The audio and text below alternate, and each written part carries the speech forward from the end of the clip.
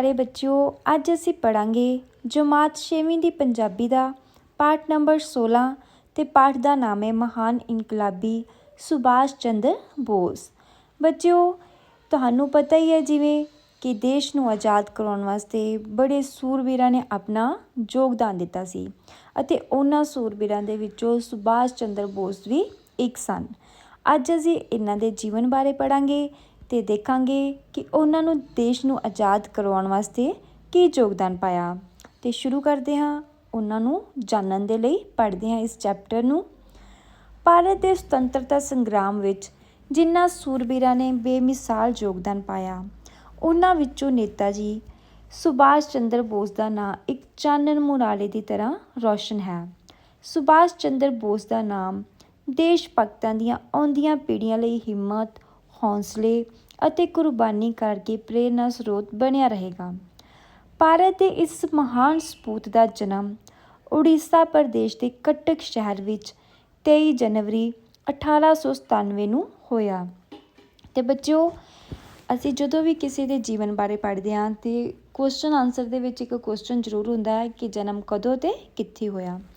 ਤੇ ਅਸੀਂ ਹੁਣੇ ਹੀ ਯਾਦ ਕਰ ਲੈਂਦੇ ਹਾਂ। ਤੇ ਸੁਭਾਸ਼ ਚੰਦਰ ਬੋਸ ਜੀ ਦਾ ਜਨਮ ਕਦੋਂ ਹੋਇਆ ਸੀਗਾ? 23 ਜਨਵਰੀ ਨੂੰ 1897 ਵਿੱਚ। ਤੇ ਕਿੱਥੇ ਹੋਇਆ ਸੀਗਾ?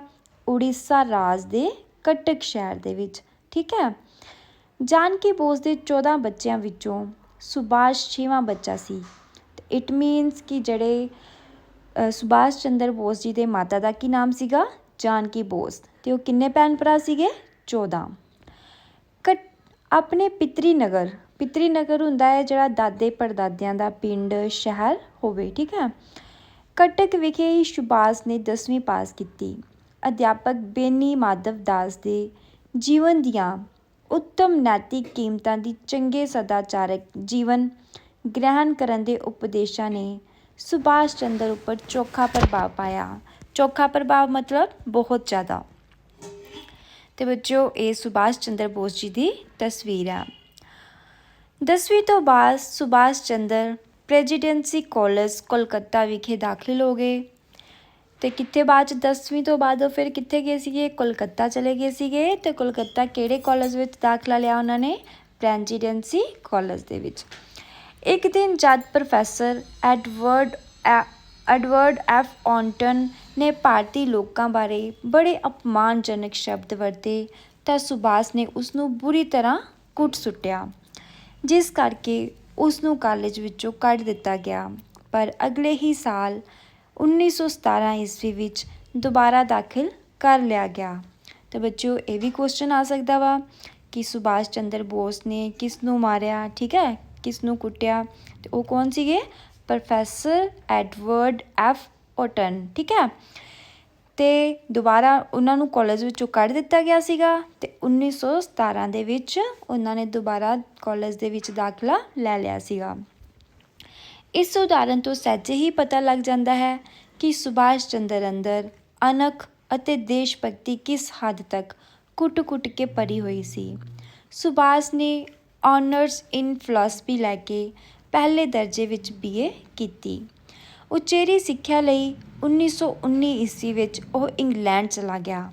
ਤੇ ਬੱਚਿਓ, 10th ਤੋਂ ਬਾਅਦ ਸੁਭਾਸ਼ ਚੰਦਰ ਬੋਸ ਕਿੱਥੇ ਗਏ ਸੀ? ਕੋਲਕਾਤੇ ਦੇ ਵਿੱਚ। ਠੀਕ ਹੈ ਨਾ। ਤੇ ਉੱਥੋਂ ਗ੍ਰੈਜੂਏਸ਼ਨ ਕਰਨ ਤੋਂ ਬਾਅਦ ਫਿਰ ਉਹ ਕਿੱਥੇ ਚਲੇ ਗਏ ਸੀ? ਹਾਈ ਐਜੂਕੇਸ਼ਨ, ਉਚੇਰੀ ਸਿੱਖਿਆ ਦੇ ਵਾਸਤੇ ਇੰਗਲੈਂਡ ਦੇ ਵਿੱਚ ਚਲੇ ਗਏ ਸੀਗੇ। ਉੱਥੇ ਪਹੁੰਚ ਕੇ 8 ਮਹੀਨਿਆਂ ਦੇ ਥੋੜ੍ਹੇ ਸਮੇਂ ਵਿੱਚ ਹੀ ਉਸਨੇ ਇੰਡੀਅਨ ਸਿਵਲ ਸਰਵਿਸਿਜ਼ ਦਾ ਇਮਤਿਹਾਨ ਪਾਸ ਕਰ ਲਿਆ ਅਤੇ ਸਫਲ ਉਮੀਦਵਾਰਾਂ ਵਿੱਚੋਂ ਚੌਥਾ ਸਥਾਨ ਪ੍ਰਾਪਤ ਕੀਤਾ। ਇੰਨੇ ਦਿਨੀ ਭਾਰਤ ਵਿੱਚ ਲੋਕਮਾਨਿਆ ਤਿਲਕ, ਮਹਾਤਮਾ ਗਾਂਧੀ ਅਤੇ ਦੇਸ਼ ਬੰਧੂ ਚਿਤਰੰਜਨ ਦਾਸ ਸੁਤੰਤਰਤਾ ਸੰਘਰਸ਼ ਦੀ ਪੂਰੇ ਜੋਸ਼ ਨਾਲ ਅਗਵਾਈ ਕਰ ਰਹੇ ਸਨ। ਪੂਰੇ ਜੋਸ਼ ਨਾਲ ਮਤਲਬ ਕਿ ਪੂਰੇ ਹੌਸਲੇ ਦੇ ਨਾਲ ਸੁਭਾਸ਼ ਚੰਦਰ ਬੋਸ ਨੇ ਪਾਵਕ ਮਨ ਉੱਪਰ ਇਸ ਦਾ ਅਸਰ ਹੋਣਾ ਲਾਜ਼ਮੀ ਸੀ।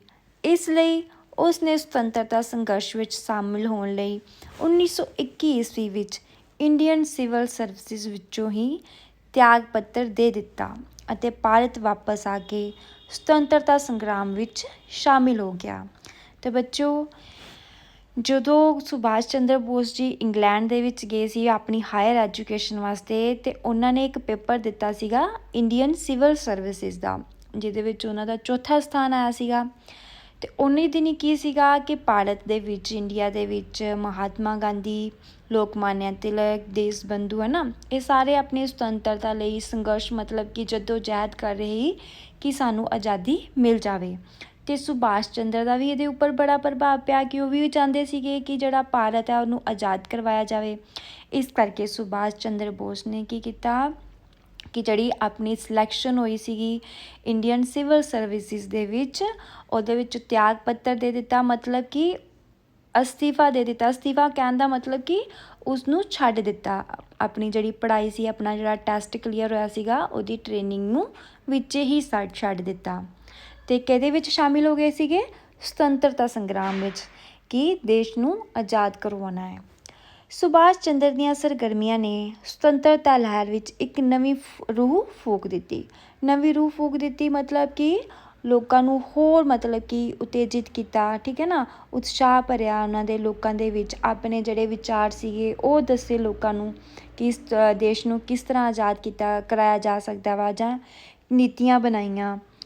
ਉਸਨੇ ਬੰਗਾਲ ਦੇ ਨੌਜਵਾਨਾਂ ਨੂੰ ਵੰਗਾਰ ਦਿੱਤੀ ਅਤੇ ਦਿੱਤੀ ਕਿ ਉਹ ਉਸ ਸਮੇਂ ਤੱਕ ਆਰਾਮ ਨਾਲ ਨਾ ਬੈਠਣ ਜਦ ਤੱਕ ਕਿ ਭਾਰਤ ਭੂਮੀ ਆਜ਼ਾਦ ਨਹੀਂ ਹੋ ਜਾਂਦੀ, ਕਿ ਜਦੋਂ ਤੱਕ ਕਿ ਅਸੀਂ ਮੀਨਸ ਕਿ ਆਜ਼ਾਦੀ ਪ੍ਰਾਪਤ ਨਹੀਂ ਕਰ ਲੈਂਦੇ। ਉਹਨਾਂ ਨੇ ਜਿਹੜੇ ਦੇਸ਼ ਦੇ ਨੌਜਵਾਨ ਹੀ ਗੱਭਰੂਆਂ ਨੂੰ ਕਿਹਾ ਕਿ ਉਦੋਂ ਤੱਕ ਚੈਨ ਦੇ ਨਾਲ ਆਰਾਮ ਨਾਲ ਨਹੀਂ ਬੈਠਣਾ ਜਦੋਂ ਤੱਕ ਕਿ ਅਸੀਂ ਆਜ਼ਾਦੀ ਨਾ ਲੈ ਲਈਏ।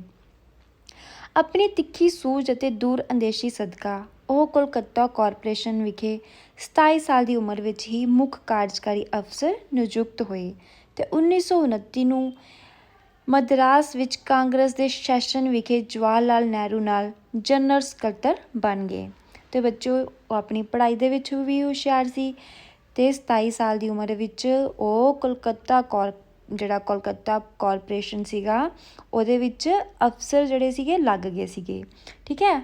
ਅਤੇ 1929 ਦੇ ਵਿੱਚ ਮਦਰਾਸ, ਠੀਕ ਹੈ ਨਾ, ਜਿਹਨੂੰ ਹੁਣ ਚੇਨਈ ਵੀ ਕਿਹਾ ਜਾਂਦਾ ਹੈ, ਉੱਥੇ ਉਹ ਜਵਾਹਰ ਲਾਲ ਨਹਿਰੂ ਦੇ ਨਾਲ ਜਨਰਲ ਸਕੱਤਰ ਬਣ ਗਏ ਸੀਗੇ, ਠੀਕ ਹੈ। ਇਸੇ ਹੀ ਸਾਲ ਕਾਂਗਰਸ ਨੇ ਅੰਗਰੇਜ਼ੀ ਰਾਜ ਤੋਂ ਸੰਪੂਰਨ ਆਜ਼ਾਦੀ ਪ੍ਰਾਪਤ ਕਰਨ ਨੂੰ ਆਪਣਾ ਮੁੱਖ ਟੀਚਾ ਮਿਥਿਆ। ਆਪਣਾ ਮੁੱਖ ਟੀਚਾ ਮਤਲਬ ਕਿ ਆਪਣਾ ਜਿਹੜਾ ਪਹਿਲਾ ਕੰਮ ਹੈ ਉਹ ਇਹ ਰੱਖਿਆ ਕਿ ਅਸੀਂ ਦੇਸ਼ ਨੂੰ ਆਜ਼ਾਦ ਕਰਵਾਉਣਾ ਵਾ। ਆਪਣੀ ਅਟੁੱਟ ਮਿਹਨਤ ਅਤੇ ਲਗਨ ਸਦਕਾ ਸੁਭਾਸ਼ ਚੰਦਰ ਬੜੀ ਤੇਜ਼ੀ ਨਾਲ ਨੌਜਵਾਨਾਂ ਦਾ ਹੀ ਨਹੀਂ ਬਲਕਿ ਆਮ ਲੋਕਾਂ ਦਾ ਵੀ ਨਾਇਕ ਬਣ ਗਿਆ। ਨਾਇਕ ਮਤਲਬ ਹੀਰੋ।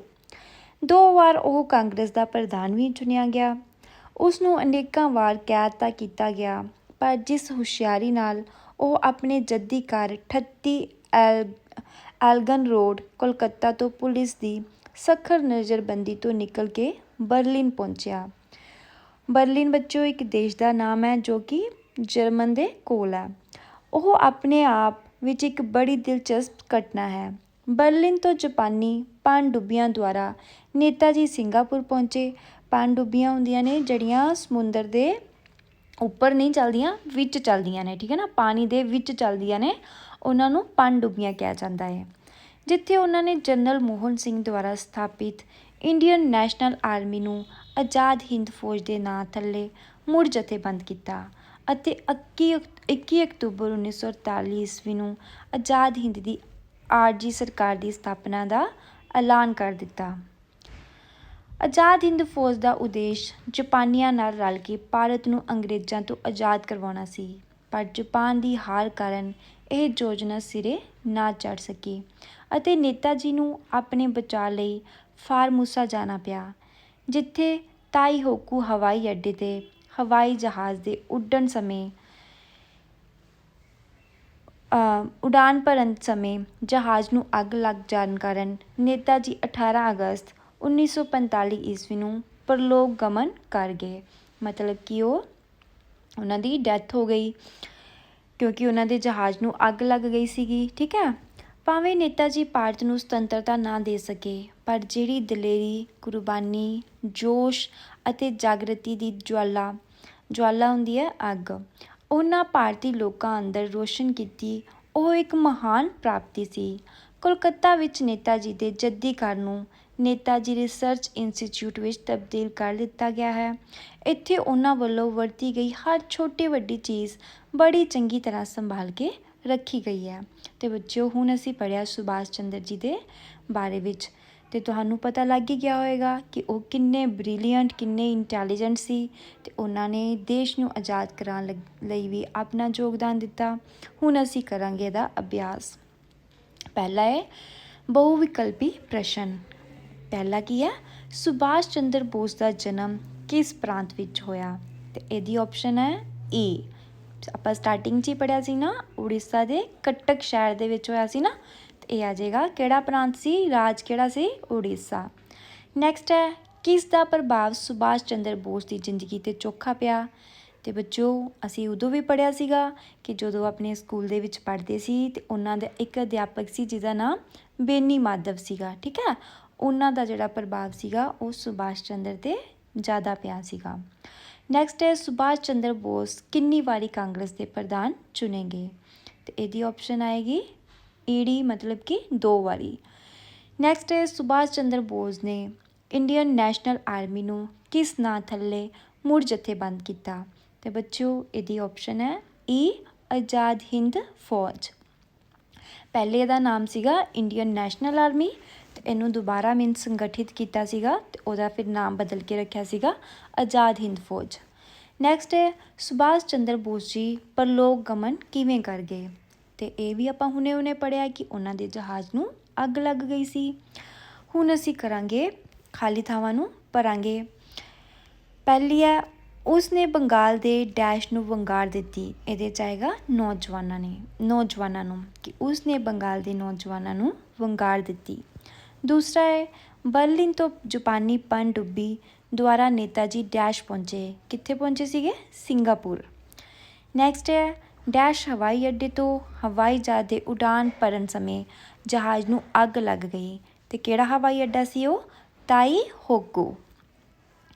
ਨੈਕਸਟ ਆ ਜਾਏਗਾ ਨੇਤਾ ਜੀ ਦਾ ਜੱਦੀ ਘਰ ਡੈਸ਼ ਵਿਖੇ ਹੈ। ਜੱਦੀ ਘਰ ਹੈ ਕੋਲਕਾਤਾ ਵਿੱਚ, ਠੀਕ ਹੈ। ਨੈਕਸਟ ਹੈ ਨੇਤਾ ਜੀ ਨੇ ਡੈਸ਼ ਦਾ ਇਮਤਿਹਾਨ ਪਾਸ ਕੀਤਾ। ਇਹ ਹੈ ਇੰਡੀਅਨ ਸਿਵਲ ਸਰਵਿਸਿਜ਼। ਹੁਣ ਅਸੀਂ ਕਰਾਂਗੇ ਹੇਠਾਂ ਦਿੱਤੇ ਸ਼ਬਦਾਂ ਨੂੰ ਹਿੰਦੀ ਅਤੇ ਅੰਗਰੇਜ਼ੀ ਵਿੱਚ ਲਿਖੋ। ਜਿਸ ਤਰ੍ਹਾਂ ਪਹਿਲਾ ਹੈ ਸੁਤੰਤਰਤਾ, ਹਿੰਦੀ 'ਚ ਅਸੀਂ ਇਹਨੂੰ ਸੁਤੰਤਰਤਾ ਕਹਾਂਗੇ ਅਤੇ ਅੰਗਰੇਜ਼ੀ 'ਚ ਫਰੀਡਮ। ਦੂਸਰਾ ਹੈ ਅੱਗ, ਹਿੰਦੀ 'ਚ ਅਸੀਂ ਇਹਨੂੰ ਅਗਿਨ ਕਹਿੰਦੇ ਨੇ ਅਤੇ ਅੰਗਰੇਜ਼ੀ 'ਚ ਫਾਇਰ। ਤੀਸਰਾ ਹੈ ਕੁਰਬਾਨੀ, ਅਤੇ ਕੁਰਬਾਨੀ ਨੂੰ ਹਿੰਦੀ ਵਿੱਚ ਵੀ ਕੁਰਬਾਨੀ ਕਹਿੰਦੇ ਨੇ ਅਤੇ ਅੰਗਰੇਜ਼ੀ 'ਚ ਕਹਿੰਦੇ ਨੇ ਸੈਕਰੀਫਾਈਸ।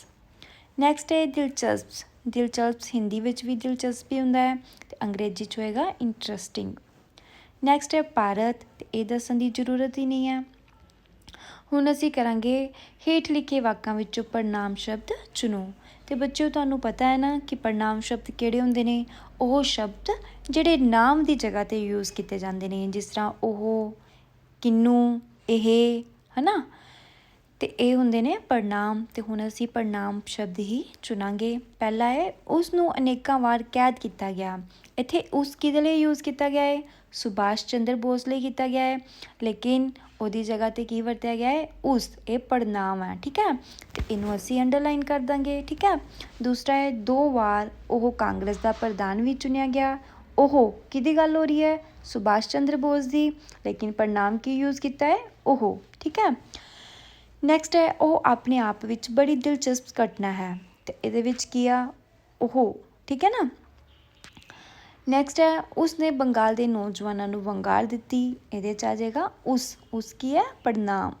ਉਚੇਰੀ ਸਿੱਖਿਆ ਲਈ ਉਹ 1919 ਈਸਵੀ ਵਿੱਚ ਇੰਗਲੈਂਡ ਚਲਾ ਗਿਆ। ਇਹਦੇ ਵਿੱਚ ਆਏਗਾ ਉਹ। ਅਤੇ ਬੱਚਿਓ ਆਸ ਕਰਦੀ ਹਾਂ ਤੁਹਾਨੂੰ ਇਹ ਲੈਸਨ ਸਮਝ ਆ ਗਿਆ ਹੋਏਗਾ, ਇਸ ਪਾਠ ਦੀ ਸਮਝ ਆ ਗਈ ਹੋਏਗੀ। ਅਗਰ ਵੀਡੀਓ ਵਧੀਆ ਲੱਗੇ ਤਾਂ ਚੈਨਲ ਨੂੰ ਸਬਸਕ੍ਰਾਈਬ ਕਰਨਾ ਨਾ ਭੁੱਲਿਓ। ਮਿਲਦੇ ਹਾਂ ਨੈਕਸਟ ਵੀਡੀਓ 'ਚ।